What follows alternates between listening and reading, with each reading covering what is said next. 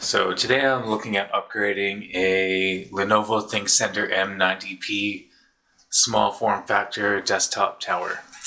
And this thing sports a Intel Core i5 650 CPU, which is dual core, 4 threads. Not too bad. I think with the upgrades we're going to be able to make this a pretty solid machine, at least for general use and maybe some video streaming and maybe some light gaming. We'll test that out a bit later. As you can see on my left here, I have a whole bunch of little upgrades lined up. Some of it's standard, like this CD, DVD, RW drive. I have this Western Digital Caviar Blue 80GB hard drive to install. Of course, you can install a better hard drive, one with more capacity, say up to 1TB. Would be much better, but this is just to demonstrate. Of course, I would love to upgrade to more than 80GB, but that's okay. On top of that, we'll have a Toshiba solid state drive, and that will act as the boot drive for Windows, plus some extra storage space and just keeping the operating system running nice and fast. On top of that, we have some sticks of RAM. We have 8GB, 2GB sticks each. 4 of them equals 8. I believe these are 1333 megahertz, which is still pretty good, especially for this type of machine. On top of that, we also have a Asus Geforce 210 graphics card.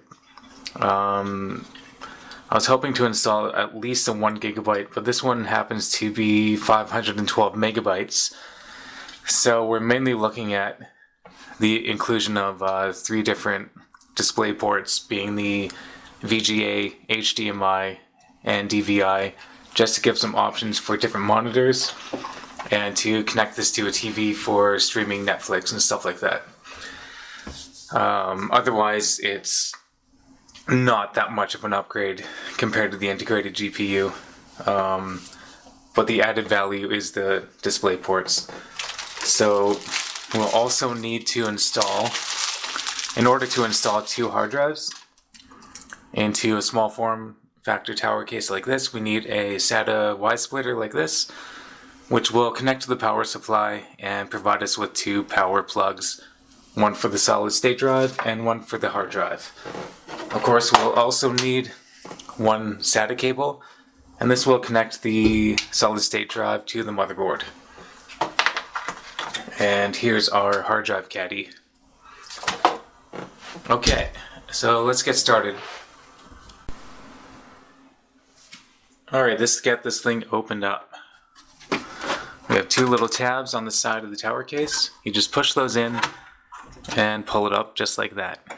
And we are able to find a little tab over on this side of the machine, the top of the machine, the top of the tower case.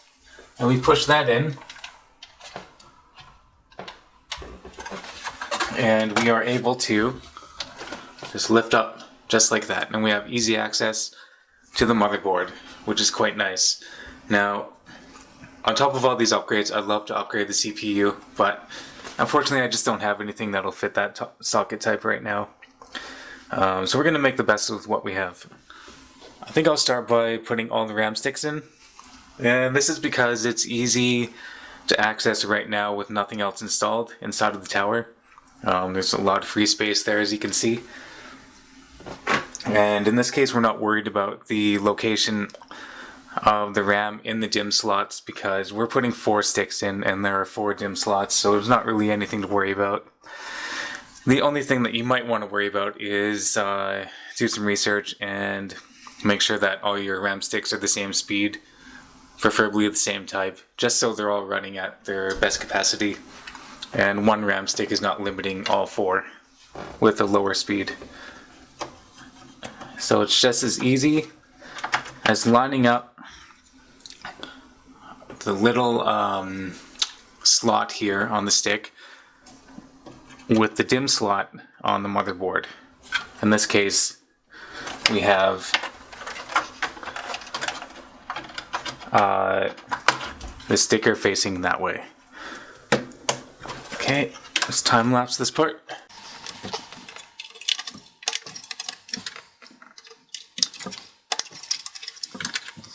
Alright, and our fourth RAM stick. So you don't want to put too much pressure while pushing these sticks in, just until you hear the little latches on either side snap together. Sometimes you might have to just reach and down to make sure that they're connected to the little spaces on the RAM stick that'll hold it in place. Those feel pretty nice and secure. So we'll start with our SATA power splitter, and we need to find our power source for the optical drive and hard drive, solid state drives, etc. coming from the power supply, and of course it looks like this. So we want to first get in focus, and we'll take this end of the power splitter and plug it in to this end, to the female slot from the power connector on the motherboard, and you just need to line it up, and it snaps in quite easily. Now we have access to two power plugs. So put that off to the side, and let's install the SATA cable. Now in this case it's kind of hard to see from this distance. I'm going to try to zoom in and just show you where the SATA connections are on the board. You can see we have them lined up right there. There's three in this case. There's one eSATA cable slot, and there's two SATA cable slots. Both indicated by color. The black one is the eSATA. The two orange ones are SATA. So I'm going to put this into the orange one, and that will be our connection for the solid state drive.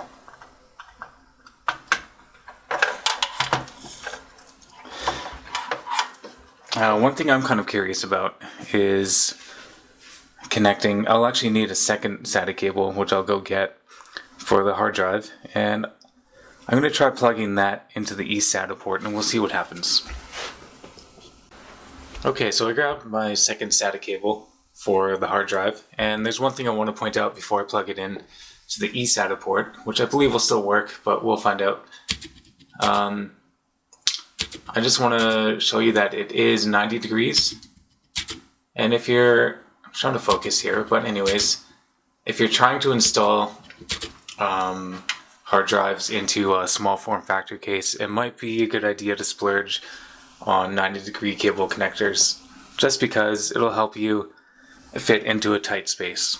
In this case it was just slightly more expensive, but only by maybe like $1. I generally tend to order these cables in bulk, so that also tends to reduce the price. Okay, so we'll plug this cable into the eSATA port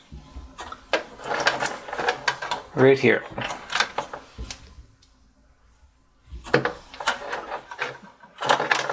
Just a little tight, and the lighting is not the greatest in this spot, I do admit. Okay, that feels good. Now, let's start with installing the solid state drive. What I'm going to do is install the hard drive and solid state drive and just let it hang loose from the tower case, just because I don't want to install everything, tuck it neatly away, just to have to open it up and take it apart again in case something doesn't work. So anyway, we'll take our orange cable here and plug it into our solid state drive. Just a matter of lining up the male and female connectors correctly. And we'll find one SATA power cable and plug it in right here.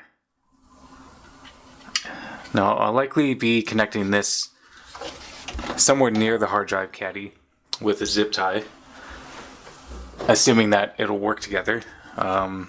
You'll find out if it doesn't, and I'll link that in the video and probably put a little note while I'm working here. So we'll find our connection to our hard drive here,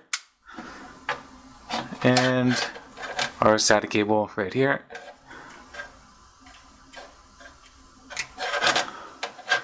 And we'll also put that off to the side up here. Okay. Now let's take a look at our optical drive. I think I took this one out to replace it into another tower because I was running into a boot loop with this exact small form factor machine, and that was preventing me from installing Windows. I don't recall exactly why that was happening or why I gave up, but luckily I came back to this just last night and had no problem installing Windows, so I'm guessing hopefully this time we'll have no issues as well. So I'm probably going to time-lapse this part, me struggling to install the optical drive.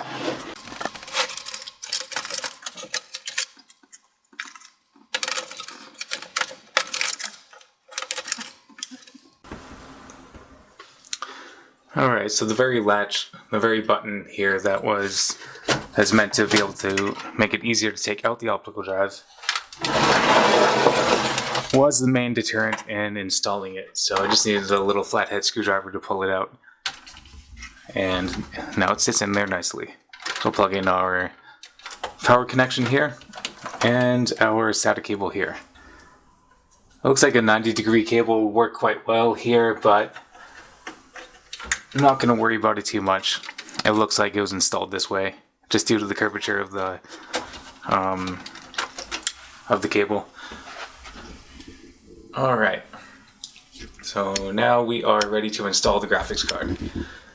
We'll just have to get a nice angle here. Okay, so installing the graphics card in a tower like this is quite easy. Unfortunately, in this case, I don't have any small form or low profile brackets. However, I did modify two brackets that I might fit on later, and I'm just going to go grab those.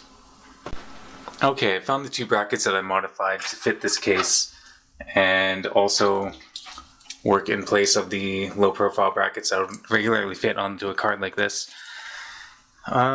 So what I did was take a pair of metal snips and I just cut some holes in what was previously a honeycomb style pattern on these low profile brackets. Prior to that, it had a regular bracket installed on it for a larger tower case. So I'll probably use these modified ones in the meantime. Aesthetically, maybe not as pleasing unless you like jagged looking things, but it'll help keep the display connections in place. So anyway, we have our PCI slot right here, the black one to the left, and that's where we're going to put our little 512 megabyte card.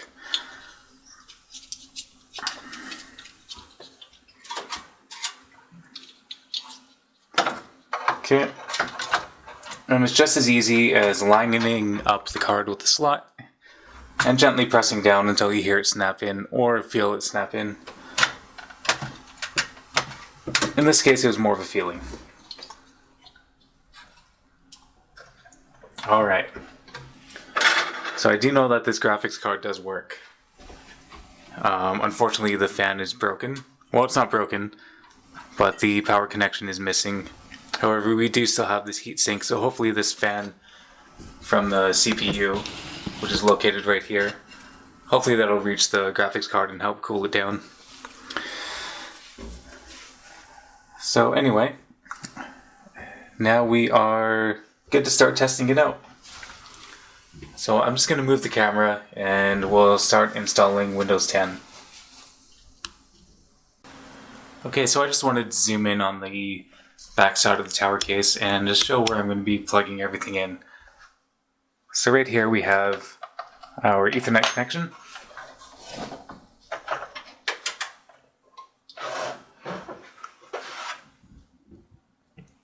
And next we'll go with the USB powered mouse, the USB powered keyboard,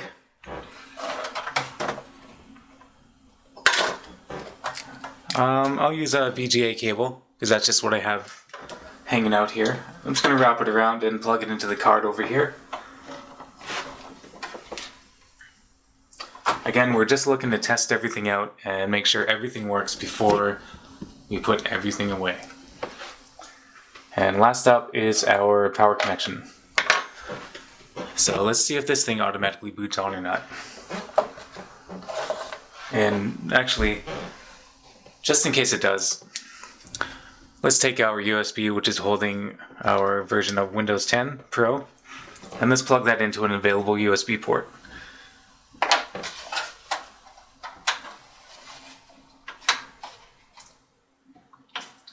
Okay, now the power cable.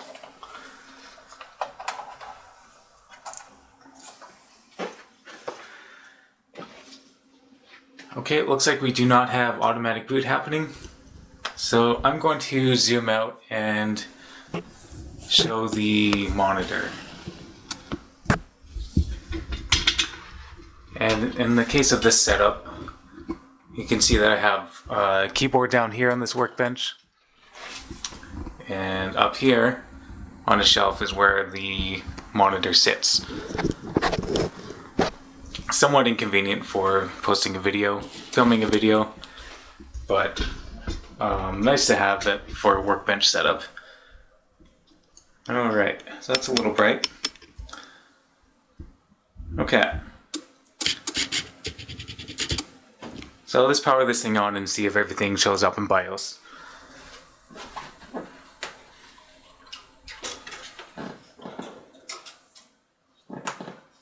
Okay, so we'll just continue hitting the Enter key, and that should trigger a menu that will allow us to access BIOS. And that's just assuming that everything's working here.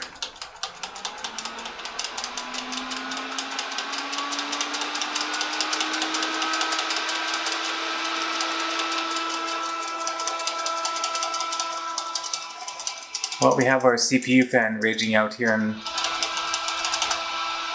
causing a lot of noise. I think I'm going to shut it down and turn it back on again. Okay, so now we're back and we do have everything working. As you can see, we have our startup interrupt menu engaged, and we'll hit F1 and go into BIOS. And I'll just give a quick look through the system summary, and you can see that we have the 8 GB of RAM showing up, we have the solid state drive, the optical drive, and the hard drive all showing up, and everything is running off the graphics card. The display is running off the graphics card, I should say. So as you heard before, the CPU fan was just going at top speed. Nothing was booting. There were no diagnostic beeps. There was no indication of what could be wrong. So what I did, I'll just tell you about it. And I didn't film it because sometimes troubleshooting can be a real time suck. And I'd rather just talk about it and give you some options in case this happens to you. So what I did was first take out all the RAM sticks and replace them one by one according to where you should place the RAM stick first, which is turned out to be the DIMM slot 1. After that was recognized and I was able to access BIOS, what I did was start installing with the rest of the RAM sticks, double checked that it would boot to BIOS. Of course, every time I would save settings and exit, restart. After that, I plugged in the optical drive, and that was also recognized. Again, went to BIOS, saved settings, reset, plugged in the hard drive, plugged in the SATA power splitter, and plugged back in the SATA cable to the eSATA drive port onto the motherboard. And again, turned it on, access BIOS, showed up. Then I went and connected the solid state drive and did the same thing. Then I went to connect the 210 graphics card and the same thing. Just made sure that everything's showing up in BIOS and that everything's booting fine. The CPU fan is not raging out. So we're all good to go. And this also confirms that I had Windows 10 already installed on that solid state drive. I believe for this system too. It did boot right into Windows when I left it. So in this case, I'm not going to show how I install Windows on a USB stick, but you can access any number of my videos to learn how to do that, or there's tons of videos online, not just mine. So what I'm going to do is boot into Windows, and we are just going to make sure that some drivers are updated, and we're going to set up that hard drive as secondary storage and just make sure that everything's running okay. We'll test out the optical drive as well. So first things first, we'll hit F10, save configuration and exit, and we'll just let it boot into Windows.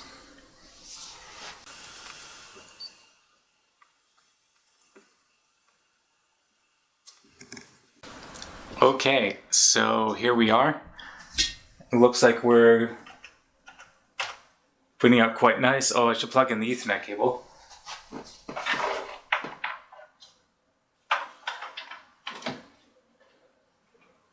Just to make sure we have an internet connection. And it looks like our display drivers are all set up. So that's awesome.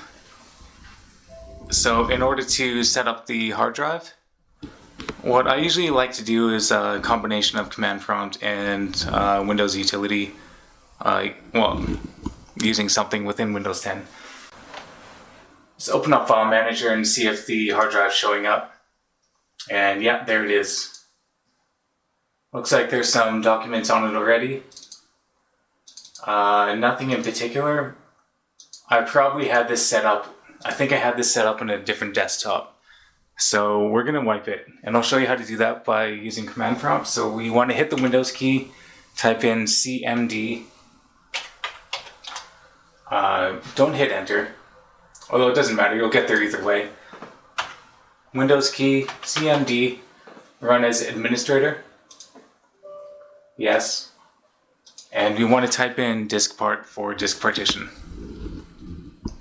So I realize this is a little bit far away, but I think you'll be able to see it on the video. We'll see. Either way, you type in disk part, DISK-PART, enter. We'll enter disk partition through command prompt. We want to list disk, and we have our hard drive selected as disk 1 in this case. So we'll type select disk 1. Enter, and now that it's selected, we'll type clean and hit enter.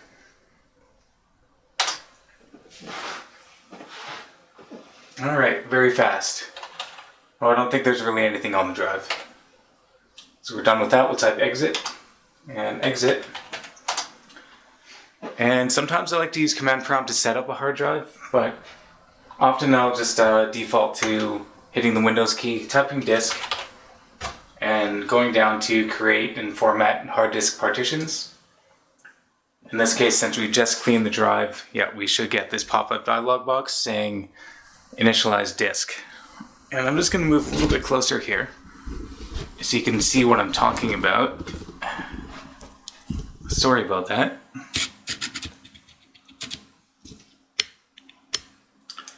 Okay, hopefully that looks a little bit better. And so we want to, MBR master boot record is automatically selected. Well, I'm just going to go with that. Hit OK, and we want to type, or rather click on this black box here. Right click, new simple volume, next, next. We'll keep it as drive D. We have an option of many different letters, of course.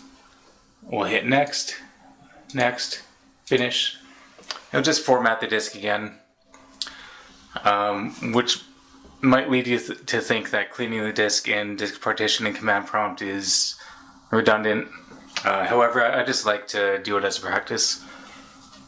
I try to blend my experience with Windows by using command prompt and PowerShell as much as possible, while also utilizing everything in Windows 10 so I get a rounded experience. So that's all set up. We'll hit X, and also what I like to do whenever I set up a new hard drive is go to File Manager, and I like to set up all the most common folders to be saved to the storage drive. In this case, we have everything that's pinned in File Manager, such as downloads, documents, pictures, music, videos. So what I like to do, sometimes I do this in command prompt too, but I'll just demonstrate how easy it is here. We right click on downloads, select properties, go to location, move, select the new volume D drive, new folder, we'll type downloads of course, and we will select folder, apply, yes, and there we go. So we'll do the same thing for documents, pictures, music and videos, or I will, and I'll also take a moment to download Google Chrome, Steam, and maybe some benchmark software, just to give us an idea of how this pairs up with other modern desktops. So I'll be right back after I do all of that. Okay, so we're back, and I've installed Google Chrome, Steam. I've downloaded Left 4 Dead 2, a game called Ball at Work, and another game called Jane and Silent Bob Mall Brawl. So we'll start with Left 4 Dead 2.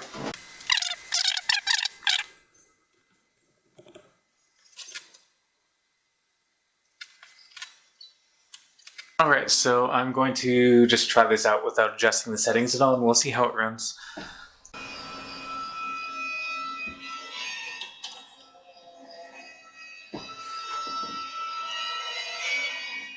Alright, so the cinematics are running pretty well. Hey, what the heck? He shot the pilot. Well, he wasn't doing a very good job once he became a zombie, now was he? That's true. If I had to pick a low point on the flight, it was probably when he stopped flying the chopper in the towers. Okay. Anyone know where we are? So this seems to be running pretty well.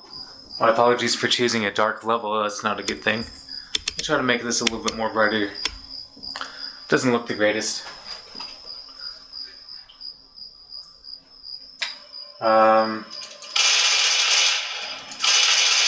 Maybe what I'll do is I'll change it to a brighter level. 1 second. Okay, so we're back on a different level.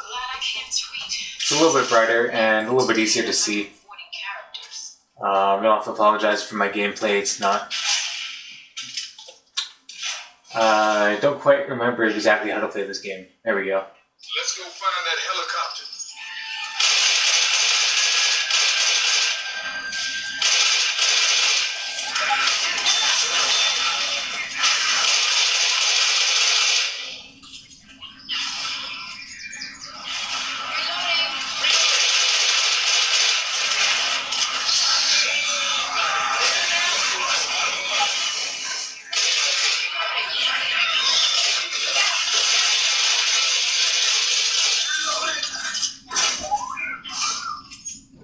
Okay, I'm also playing at a funny angle. It's kind of hard to see the screen. Hopefully that demonstrates just how well this game can play with this setup. Let's try a different game. Okay, now we have this game called Ball at Work. Just a simple little puzzle game that I play occasionally just to pass the time.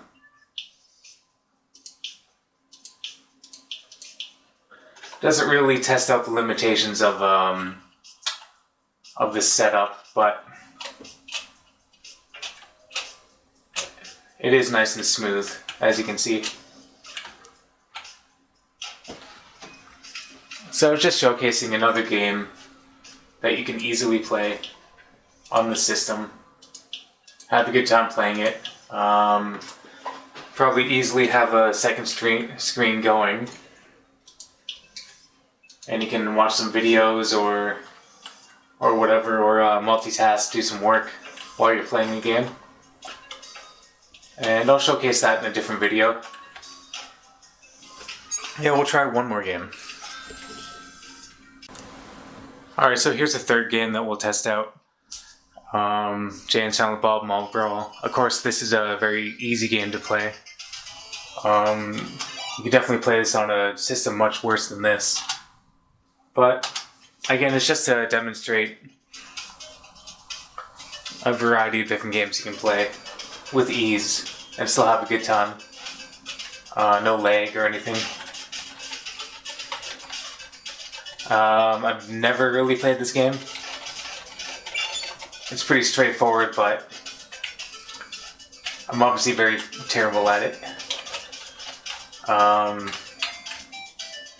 Yeah, just a simple beat 'em up, which is proving to not be very simple at all for me.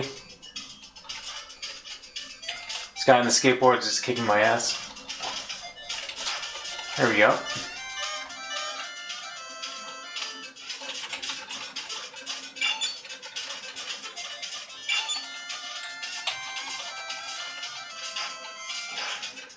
Cool.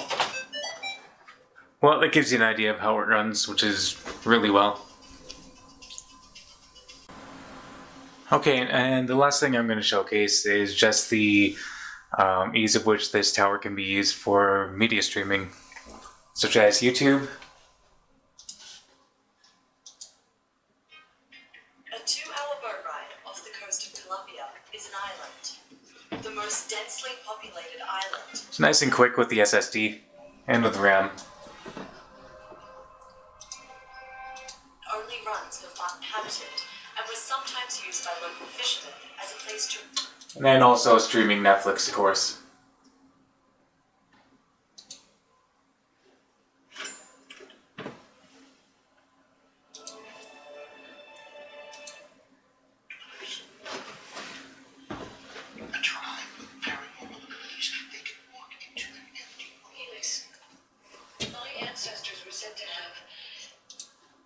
Inside that plant yesterday. So of course, you could hook this up to a TV, and it could strictly be something that you just stream media off of, and it would work really nice for that. I have a similar setup myself in my living room, and it works quite nice with a wireless keyboard and wireless mouse. So I think I'm going to conclude this video with just wrapping up the insides of the tower and tucking everything away and making it so we can safely shut the tower case. So I'm just going to take a moment to reposition the camera, and we'll get to work on doing a time lapse of me finishing up putting this tower together. Okay, so I've unplugged the tower. Of course, if you're unaware for some reason, it's always best practice to unplug the computer from the power source before you work on anything connected to the system board, just so you don't short anything out, and so we don't remove objects while the power is still connected, or even accidentally hit the power button while we're working on something. So we're definitely okay on that front. I'm going to unplug the video cable. Got the Ethernet cable and the 2 USB for the mouse and the keyboard. Now let's get to work on installing the hard drive.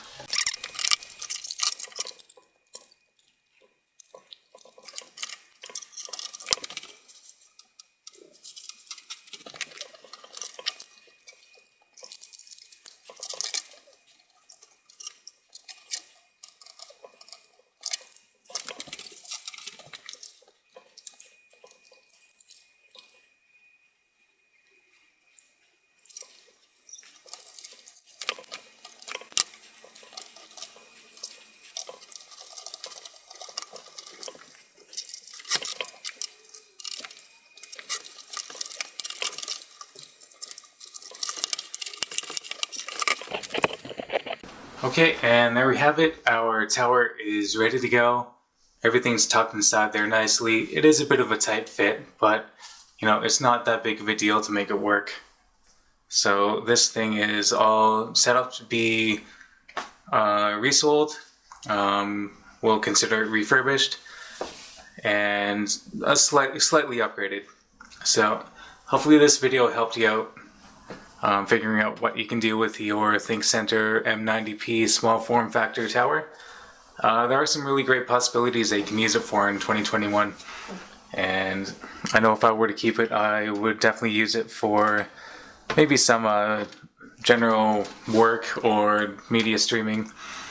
Nothing too heavy. I do have my own gaming computer and everything like that. So anyway, hopefully you enjoyed this video. Hopefully it helped you out. If you have any questions, leave a comment. If you have any feedback, or if you notice me doing something weird or something that you might disagree with, I'm certainly open to that. Open to hearing about it. Open to feedback. Any critique is great. Or if you have your own M90p stories to share with further upgrades, I'd love to hear about that too. Right now, I'm just working with whatever I had in my shop, so it's not the max upgrade, that's for certain. And if you've done something like that to yours, let's hear about it. I'll pin the comment and we can share videos maybe. So thanks a lot for watching and take care.